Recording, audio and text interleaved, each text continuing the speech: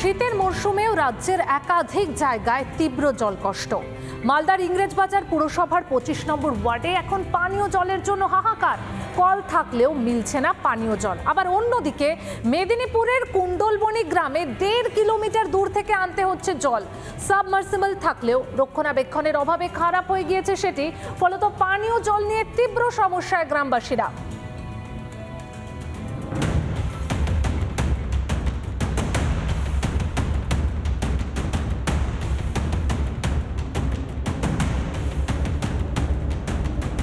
পঁচিশ নম্বর ওয়ার্ডে এখানে জল কিন্তু নেই, অথচ দীর্ঘ কয়েক বছর ধরে জল নেই, অথচ এখানে কিন্তু ট্যাপ কলের লাইন করা হয়েছে, রীতিমতো ট্যাপ কলের লাইন করা হচ্ছে, সেখানে কিন্তু এখনো অবধি সেখান থেকে জল আসলো না।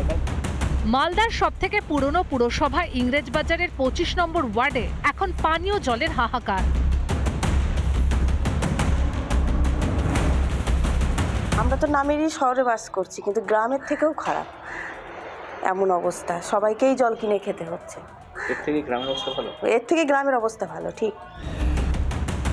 লোক দেখানো জলের পাইপলাইন আছে ঠিকই, কিন্তু কোনো ট্যাপ থেকেও এক ফোঁটাও জল পড়ে না।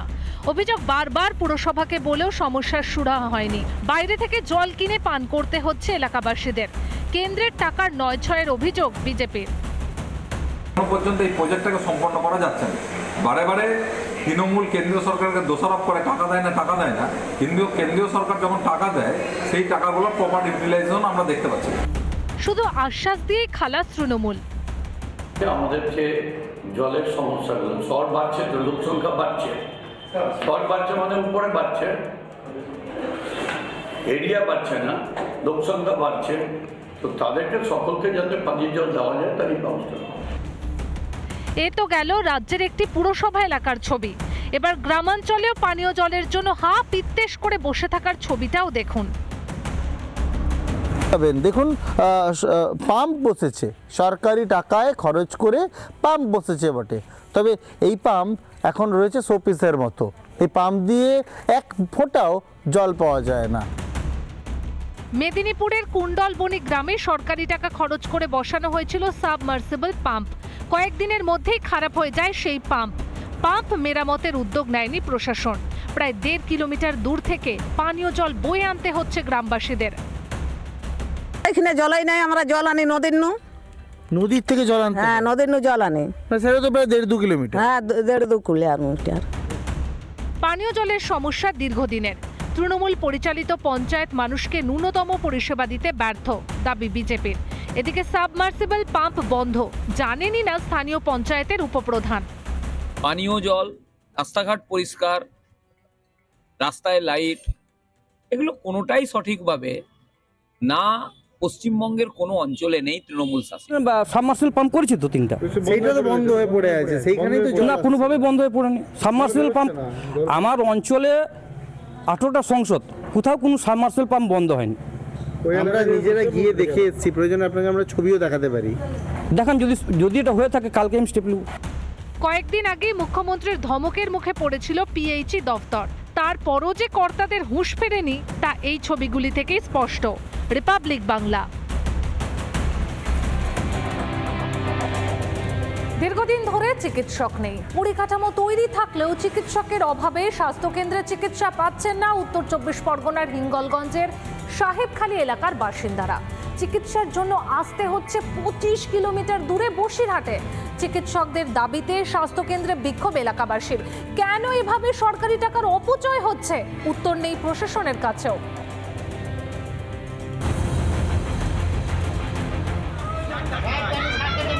স্বাস্থ্যকেন্দ্র আছে, তবে চিকিৎসা হয় না। আসলে চিকিৎসা পরিষেবা দেওয়ার মতো চিকিৎসকই নেই। উত্তর 24 পরগনার হিঙ্গলগঞ্জের সাহেবখালী এলাকার বাসিন্দারা চরম সমস্যায়। হাতের নাগালে স্বাস্থ্যকেন্দ্র থাকলেও চিকিৎসার জন্য ছুটতে হয় প্রায় 25 কিলোমিটার দূরে বসিরহাটে।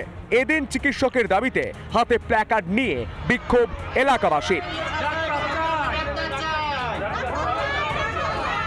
আমাদের পরিপূর্ণ স্টাফ দিয়ে এই হাসপাতালটাকে চালু করতে হবে। কোথায় কোথায় অভিযোগ করেছিলেন আপনারা? অভিযোগ সব জায়গায় বলুন। স্বাস্থ্য দপ্তর, ডিএ, এসডিও, বিডিও, ওই মুখ্যমন্ত্রী, রাইটার্সের সব জায়গাতেই আমাদের অভিযোগপত্র দেওয়া আছে। হাসপাতালের সমস্ত পরিকাঠামো আছে সাহেবখালীর সুস্বাস্থ্য কেন্দ্রে, আছে বিদ্যুৎ সংযোগ, আছে পানীয় জলের ব্যবস্থাও, শুধু নেই কোনো চিকিৎসক। বিএসসিটার পরিকাঠামো আমাদের ভালো, ওখানে যিনি ডাক্তারবাবু ছিলেন তিনি রিটায়ার করেছেন। আমরা নতুন ডাক্তার স্বাস্থ্য ভবনে চেয়েছি, স্বাস্থ্য ভবনও জানিয়েছেন অতি তাড়াতাড়ি আমাদের এটা দেবেন এবং দিলেই এই সমস্যাটা মিটে যাবে। কেন সুস্বাস্থ্য কেন্দ্রে নেই কোনো চিকিৎসক? কেন চিকিৎসক আনার কোনো পদক্ষেপ করেনি প্রশাসন? সরকারি টাকায় তৈরি হাসপাতাল কেন এমন বেহাল দশায়? হাসপাতালের এই রোগ সারবে কবে? রিপাবলিক বাংলা। বন দফতরের চোখে ধুলো দিয়ে এই জঙ্গল থেকে ওই জঙ্গল দাপিয়ে বেড়াচ্ছে জিনাত। হুলা পার্টি ডেকে বাঘকে খাঁচা বন্দি করার বন দফতরের পরিকল্পনা, সেটাও ভেস্তে গেছে। উল্টে রাইকার জঙ্গল থেকে প্রায় 15 কিলোমিটার দূরে বড় এলাকার পাইসাগোড়ার সোনাঝুরি জঙ্গলে ঘাঁটি গেড়েছে বাঘিনী। তাকে ধরতে বন দফতর নতুন নতুন ফন্দি আঁকলেও কিছুতেই হচ্ছে না কাজ। কবে বন্দি হবে বাঘিনী, দিন গুনছেন আতঙ্কিত গ্রামবাসীরা।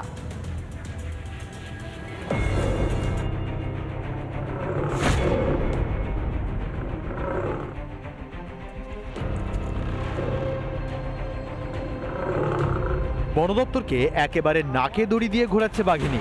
বেশ কয়েকদিন রাইকার জঙ্গলে অবাধে ঘুরে বেরিয়ে জিনাতের এবার নতুন আস্তানা বড় থানা এলাকার জঙ্গল। রাইকার ঘন জঙ্গল ছেড়ে এবার কিন্তু বড় থানা ডাঙ্গরডি এলাকায় পৌঁছালো বাঘিনী জিনাত, আর জানিয়ে চরম এখন আতঙ্কে রয়েছে এই এলাকার মানুষজন। কিভাবে রাতের অন্ধকার মারিয়ে একেবারে 15 কিলোমিটার দূরত্বে, রাইকা থেকে প্রায় 15 কিলোমিটার দূরত্বে এসে পৌঁছালো জিনাত। রাতের অন্ধকারে বড় পাথরজল গ্রামে চষে বেরিয়েছে জিনাত।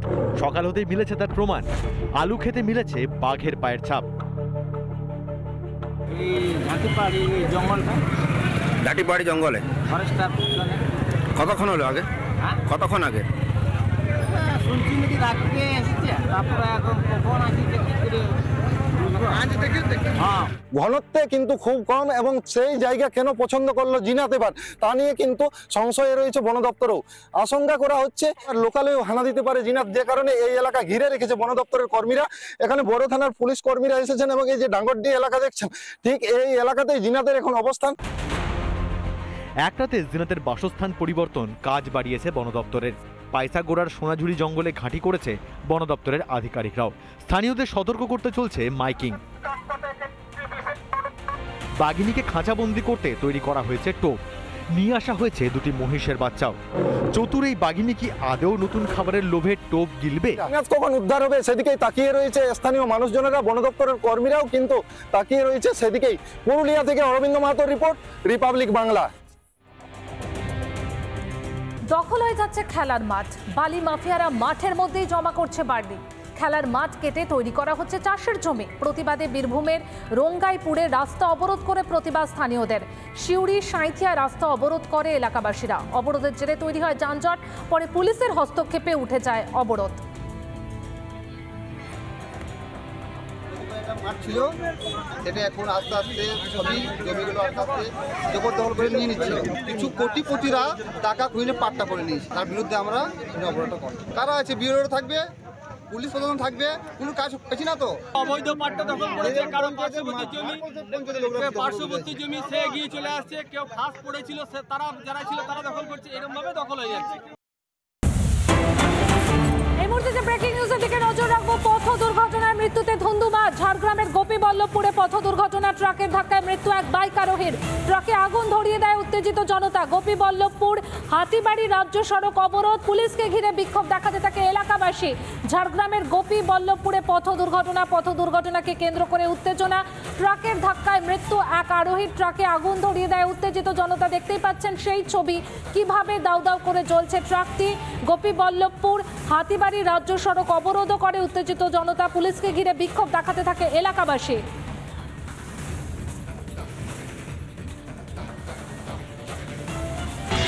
নানা ধরনের কন্টেন্ট দেখার জন্য লাইক করুন, শেয়ার করুন আমাদের ফেসবুক পেজ, সাবস্ক্রাইব করুন আমাদের ইউটিউব চ্যানেল। পাশাপাশি অন্যান্য ব্রেকিং নিউজের জন্য অবশ্যই চোখ রাখুন রিপাবলিক বাংলায়।